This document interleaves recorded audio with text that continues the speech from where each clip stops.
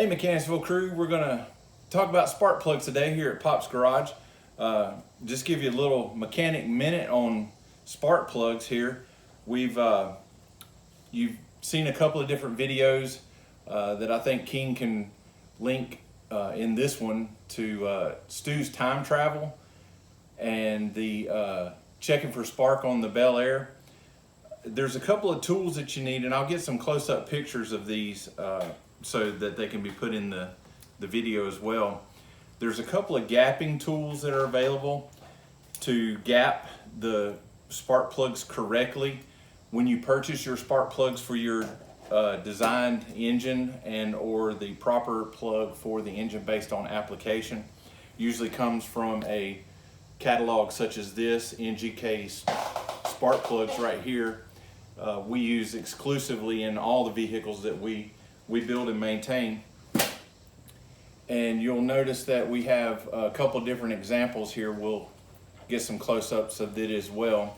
What we're talking about in relation to the gap is the center electrode here, which is located inside the housing of the spark plug, and the side electrode. There is a gap that has to be, or a distance that has to be maintained to get the hottest spark available from that plug. What we have here is a couple of examples of two different types of plugs that you may encounter. One is a flat seat with a gasket here, and it has to have that gasket to maintain the seal between the cylinder head and the actual housing of the spark plug. And you have what's known as a tapered seat, where the housing of the spark plug actually creates that seal between the cylinder head and the spark plug housing. You'll notice that they're vastly different in the design of what they are. In gapping a plug, as I said, there are several tools available. These are some tools that are probably as older than I am here, that were available via a spark plug supplier when you got sponsored by a spark plug company during racing. This is a very nice one provided by Champion. Has several different wire gauges that pop out to measure the gaps of the plugs. Has a actual tapered gauge on it, which is very similar to some like this, that they actually have a taper to the side of it. It goes from the minimum distance to a maximum distance, sort of like a ramp. This is a tapered gauge as well. That is on there. And then they have a tool which is available called a bend bar, which goes, I don't know if you can see it, I'll try to get a photograph of it. A bend bar which has two different sizes, so it can actually fit around the side electrode that you're using, and you kind of use it like a pry bar. You do not ever want to take a tapered gauge such as this and work it back and forth in between the center electrode and the side electrode, because that will damage some of the tips that are available in racing applications. Are specifically designed to generate a certain spark profile, and you don't want to wiggle that back and forth in there and possibly damage any of the center electrodes. That's why you use one of the bend bars.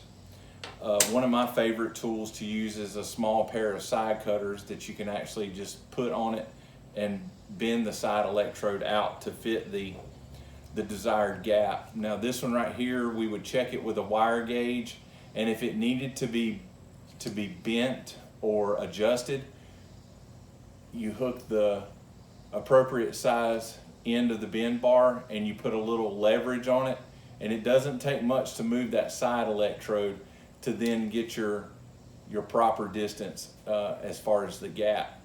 Closing the gap up is done the same way. No, don't bang your spark plugs on your workbench. Don't do that. That can damage the center electrode again because you don't know exactly how much pressure you're putting on it. You could close the gap up completely and press down on the center electrode and damage it. So the bend bar comes in handy to adjust it either down closer to the center electrode or back it away from the center electrode. Now you'll notice on these two examples right here, I've got marks on the porcelain here and here, and these were actually used in a high performance vehicle, and merely what I did was take a marker or some kind of permanent marker and mark the porcelain.